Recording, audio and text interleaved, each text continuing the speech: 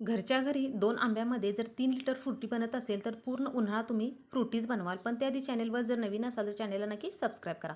सुरुवातीला 2 आंबे स्वच्छ धुवून त्याच्या साली काढून घ्यायच्या आणि मिक्सरमध्ये याचे तुकडे करून मिक्सरला याची पेस्ट करून घ्यायची.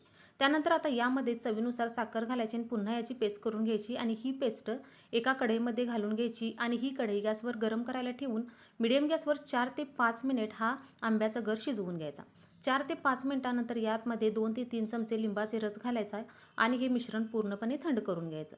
मिश्रण थंड झाल्यानंतर चाळणीने अशा पद्धतीने आंब्याचा गर गाळून घ्यायचा, जेणेकरून यामध्ये जर आंब्याची एखादी गुठळी असेल तर ती गुठळी निघून जाईल.